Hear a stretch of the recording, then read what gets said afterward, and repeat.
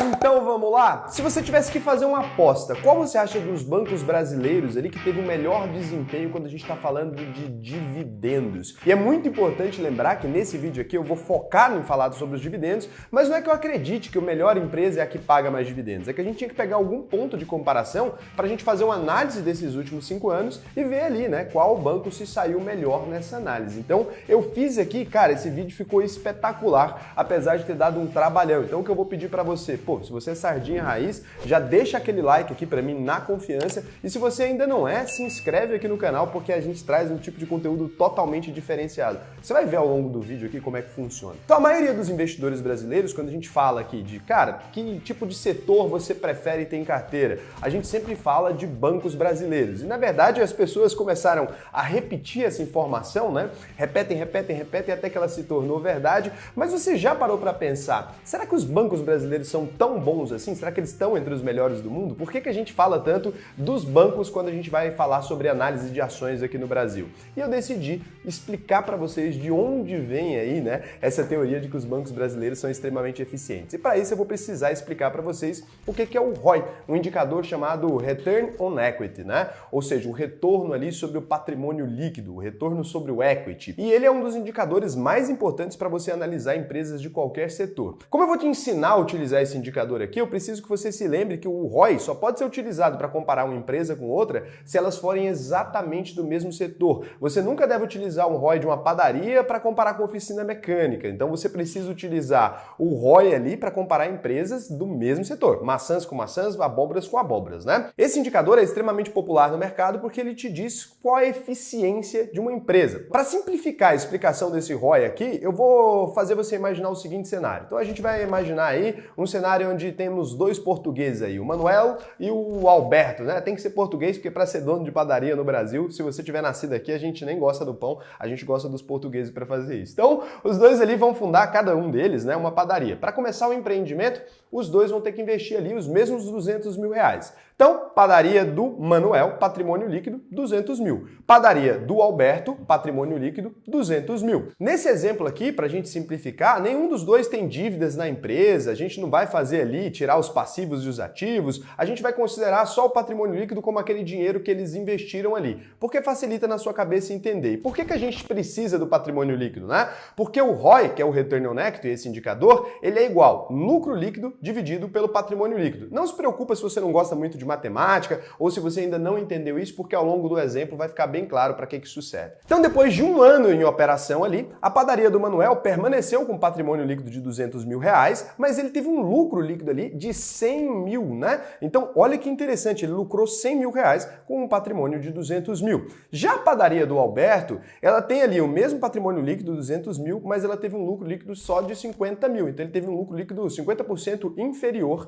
ali ao Manuel. Agora, vamos calcular o ROI das duas padarias? Então, a gente vai pegar lá, Return on Equity, né? O ROI é igual ao lucro líquido dividido pelo patrimônio líquido. Então, a primeira coisa que a gente vai fazer aqui na hora de calcular o Return on Equity do Manuel, né, é pegar os 100 mil que ele teve de lucro líquido ali e dividir por 200 mil. Com isso, a gente vai chegar aí em 0,5. Se a gente multiplicar esse 0,5 por 100 para transformar em percentual, a gente chega então no ROI do Manuel aí de 50%. Esse é o ROI da padaria do Manuel. E se a gente fizer a mesma coisa com o Alberto ali, então a gente vai calcular Return on Equity do Alberto, né? Então a gente vai pegar 50 mil, dividir pelos 200 mil e vai dar 0,25. A gente vai multiplicar pelo 100, da mesma forma que a gente fez com a padaria do Manuel, e a gente chega num Return on Equity de 25%. Ou seja, o ROI da padaria do Manuel é maior do que o ROI da padaria do Alberto. E a gente já tinha percebido isso lá naquela hora de ler aquele indicador ali, porque a gente tinha percebido que o lucro, né, do Alberto tinha sido muito menor do que o do Manuel.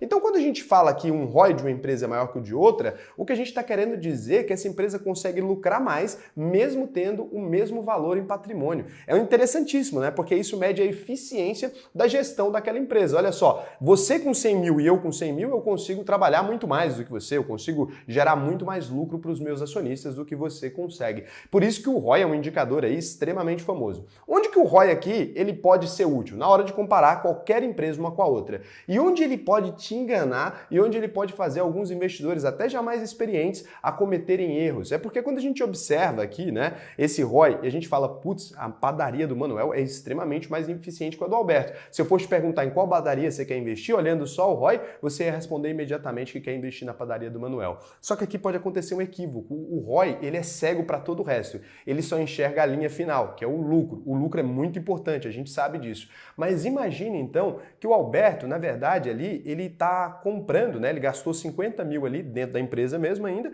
ele gastou 50 mil comprando um lote e ele pretende utilizar os próximos 3 anos ali de lucro, né? Uma parte desse lucro dos próximos 3 anos ele pretende utilizar para levantar outra padaria. E por isso ele acabou tendo um ROI menor. E aí você deixa de investir na padaria do Alberto ali para investir na padaria do Manuel e daqui 4 anos o Alberto ali está com 2 padarias, depois ele está com 4 padarias, depois ele está com 6 padarias. Então ele está crescendo muito mais, apesar de estar distribuindo menos lucro ali, apesar de apresentar, né, menos lucro na linha final. Porque quando ele investe naquele lote ali, ele não tem o lucro para te apresentar da mesma forma que a padaria do Manuel. Então é muito importante você utilizar o ROI como esse indicador de eficiência. É muito importante também você não deixar o ROI te cegar para as outras informações que o balanço ou que os indicadores ali propõem. Então todo indicador é legal desde que a gente utilize ele com sabedoria. Quero saber se você aprendeu o que é ROI, porque agora a gente vai utilizar esse exemplo, né, para outra coisa. Então eu te ensinei aqui o que é ROI.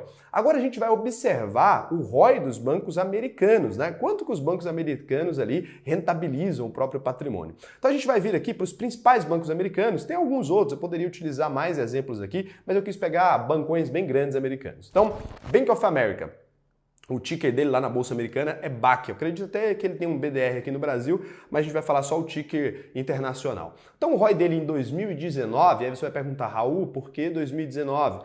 Vamos pegar a comparação pré-crise dos bancos americanos e pré-crise dos bancos brasileiros. Por que que eu não vou pegar pós-crise os indicadores? Porque em 2020 ali os bancos tiveram que fazer provisões e no mundo inteiro não foi um ano legal para os bancos. A tendência é que agora, passada a crise, eles recuperem o mesmo indicador em algum momento, né? Então o ROI em 2019, 11% ali do Bank of America. Wells Fargo, um dos principais bancos também americanos, WFC, o ticker dele, o ROI dele em 2019 foi de 11%. A gente tem também o Citigroup, né? O banco Citi aí, o ticker dele é só C, lá nos Estados Unidos você pode colocar uma letrinha só, né? Vocês devem ter reparado que não tem um padrão, 4 letras e número, igual o nosso, eles são bem diferentes nesse aspecto. Então o ROI dele em 2019 foi de 10%.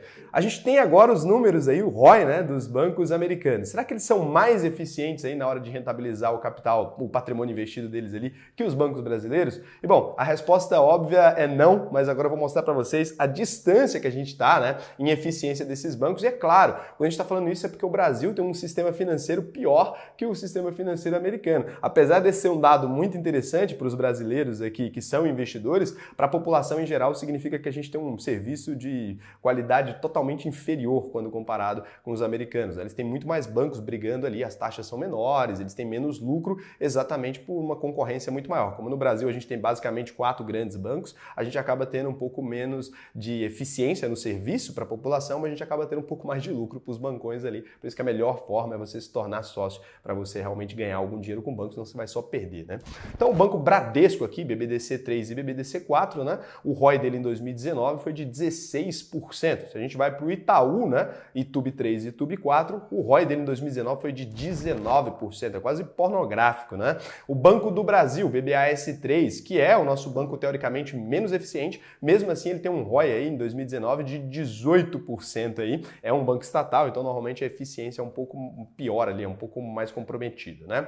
E o Santander, SAMB3, SAMB4 e SAMB11, os tickers dele aí, é um banco estrangeiro, mas com operações no Brasil. Foi o único banco estrangeiro que conseguiu se manter vivo aqui no Brasil. É muito difícil competir com os bancos brasileiros. Ele manteve ali um ROI em 2019 de 20%, tem um ROI aí muito interessante. Então, se a gente pegar o ROI dos bancos aí e comparar, a gente percebe que os bancos brasileiros eles têm uma eficiência maior e por isso que a gente ficou com essa fama aí de os bancos mais lucrativos do mundo, né? Se não for o mais lucrativo do mundo, a gente está no top 3 ali, pode ter certeza dos bancos mais lucrativos do mundo, porque realmente o sistema bancário aqui é um pouquinho mais travado do que o americano, um pouquinho, é eufemismo, é muito mais travado que o americano para poder abrir um banco, né? Lá nos Estados Unidos tem mais de 4 mil bancos, aqui a gente tem alguns, né? Um pouquinho ali, tá começando a melhorar, mas ainda esses números se refletem ali. E aí você vai falar assim, Raul, mas você não quis pegar os números pós-crise ali para esconder que os bancos brasileiros tiveram um desempenho pior ali durante a crise? Na verdade não, né? Se a gente pegar nossos bancos durante a crise e comparar com os bancos americanos fora da crise, eles ainda são competitivos. O ROI deles durante a crise, aí a média é 10, 11% dos bancos nacionais e lá fora eles estão em 7, alguma coisa assim, mas se a gente comparar com eles ainda fora da crise, os bancos brasileiros ganham deles durante a crise em termos de ROI, que não é o único indicador que deve ser observado, como eu expliquei para vocês antes, mas é muito importante. Então, os bancos brasileiros aí são mais lucrativos que os americanos, mas qual será que é o melhor banco aí quando a gente fala de dividendos, né? Qual seria o banco que nos últimos 5 anos, se você tivesse investido, você teria tido o maior resultado? Então, eu não considero dividendos o assunto mais importante do mundo, mas quando a gente investe em banco, o que as pessoas estão querendo é aquele dividendo mensal ali, porque os bancos, né, pagam dividendos mensalmente aqui no Brasil, então não adianta falar que não é por causa dos dividendos, que a maioria dos investidores de bancos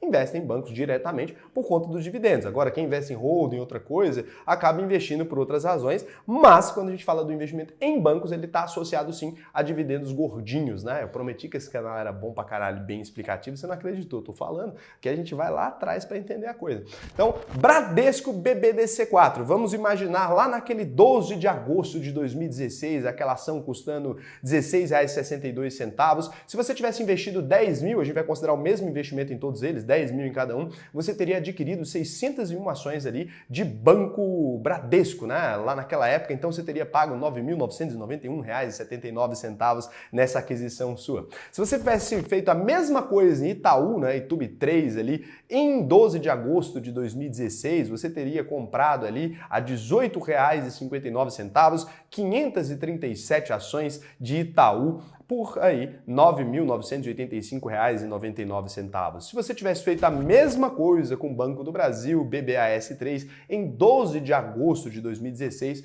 você teria comprado ali a R$ 22,67, 441 ações. Você teria investido ali R$10 mil exatos, né? Fica uma quebradinha ali de 64 cents aí, mas seria esse o valor que você teria investido. Se você tivesse investido em Santander Sambi 11, né, lá em 12 de agosto de 2016, mesmo na mesma data para todos, para ficar igual, você teria comprado a R$ 22 as ações e 454 ações você teria por R$ 9.991,17. Então você teria gasto um total aí para montar essa carteira hipotética de bancos 5 anos atrás, R$ 39.969,59. Então, essa aqui é a carteira que você teria montado lá. Ah, Raul, por que para alguns casos você considerou a ação preferencial, para alguns casos você considerou a ação ordinária, para alguns casos, como no Santander, você foi lá e considerou a Unity. Você não deveria ter considerado a BBDC3 ou a Itubi 3 para todas elas? Não. Em relação ao estatuto ali, a gente tem algumas diferenças. BBDC4, por exemplo,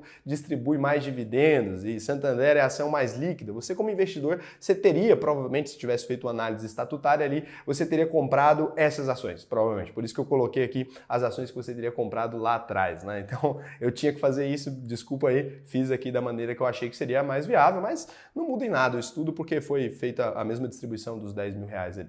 A primeira surpresa legal aqui é que se essa fosse uma carteira real, a gente teria investido R$ 39.659 ali, mas a gente teria no dia de hoje R$ 61.659,23, né? Então, assim, essa carteira ali teria tido um ganho real de R$ 21.689,64 e nesses 5 anos ali, né? Considerando tudo, a valorização, o reinvestimento de dividendos, aquela coisa toda. Agora, antes de eu anunciar qual foi o banco que a gente vai considerar aqui que mais pagou dividendos, o que mais rentabilizou o patrimônio do investidor, eu quero que você me comente para a gente ver se você está aí realmente esperto. Vai lá, qual banco você acha que ganhou? E cara, não pula o vídeo que você estraga toda a brincadeira e se você comentar aí, você está concorrendo automaticamente já a essa caneca aqui. Como é que você faz para saber se você ganhou, né? Tem muita gente que acaba comentando e não descobre se ganhou. Você tem que ir lá no meu Instagram, que é @oraulsena, vou deixar o link aqui embaixo também para você, na descrição, né? A descrição é muito longa, então normalmente fica no final dela ali. Vou deixar o link para você pode ir lá e você assiste pelos stories, aí eu divulgo o vencedor e você manda o inbox para mim, tá? É assim que a gente faz. Então é importantíssimo aí você comentar aqui, mas ir lá ver se você ganhou, tá? Não vai ser para quem acertar, vou fazer o sorteio para todo mundo, não se preocupe. Então, comentou aqui qualquer, já está concorrendo automaticamente. Então, por isso não precisa roubar, tá? É isso. Então, aqui agora a gente vai verificar quem for o verdadeiro vencedor. Já fica fácil de perceber que Itubi aqui, ela tá na frente, né? Então, você já verifica ali que a gente teria R$ 24.948,15 em valores atualizados em ações de Itubi 3, né? Tendo comprado por esse valor lá atrás. Mas a gente observa que os proventos dela foram de R$ 6.821,97. Então, ela ganhou largamente ali por ter distribuído a maior parte dos proventos. Se a gente olha ali o nosso custo de aquisição dela, foi de R$ 9.985,99 centavos, não faria grande diferença aqui com relação ao custo de Bradesco, que foi de 9.991,79 centavos, né? Não foi um valor que justifique essa discrepância, só que quando a gente olha em valorização aqui, até que o Bradesco ganhou, porque ele estaria hoje, quem investiu 10 mil reais lá atrás, teria hoje 25.253,84 centavos ali de valor nas ações, né? Então, a valorização do Bradesco foi até superior, mas não consegue compensar ali o ganho de proventos. Então ficou, Itubi com R$ 6.821,97 e proventos ali do Bradesco em R$ 4.734,58 centavos. É muito distante, né? Mesmo considerando essa valorização um pouquinho maior. E aqui nos outros cavalos que performaram um pouquinho pior, a gente encontra aqui, e é um pouquinho pior porque eu falo que todos performaram muito bem, né? Se a gente considerar aqui. Então em Santander ali, que é o SAMB 11, né? Você teria hoje R$ 18.577,68 e teria recebido ali também um belo valor em dividendos, R$ 4.302,05, né? Ele fica em terceiro ali, mas não passa vergonha de forma alguma, se observando aqui, e até foi menos afetado pela crise, como a gente viu lá no ROI. E a gente teria investido também, não mudou nada, né? Mas eu gosto de mostrar aqui só para vocês verem que realmente a gente considerou, R$ 9.991,17. Aqui no valor de Banco do Brasil, né? A gente teria hoje o menor valor em valorização, que seria de R$ 14.019,39, não considero ruim também, apesar desse valor muito menor, e a gente teria ali um pagamento em proventos, teria recebido, né, R$ 3.045,35, e a gente tem aqui o custo dele então de 10 mil, um pouquinho mais alto, né, um pouquinho mais alto que os outros, porque precisou fechar a conta. Então é claro que aqui nessa simulação, o mais eficiente, o melhor banco dos últimos 5 anos acabou sendo o Itaú mesmo, e por qualquer outra análise ali que envolva uma compra específica naquele ano, vai fazer sentido que seja o Itaú. Eu tentei alguns cenários diferentes aqui, mas os outros também podem ter tido pessoas que rentabilizaram até mais do que isso, comprando mensalmente ali em diversas datas, e aí seria uma conta que a gente teria que fazer de maneira diferente, né? Considerando aportes mensais aí, quem teria se saído melhor, porque nem todo investidor investe uma vez só. Mas eu acho que aqui deu para ter uma ideia do panorama, eu espero que vocês tenham gostado do vídeo, eu fiquei extremamente feliz aqui de fazer esse vídeo, eu achei muito legal. Comenta aí para mim, dá aquela valorizada porque foi foda. Um beijão e até o próximo vídeo para vocês.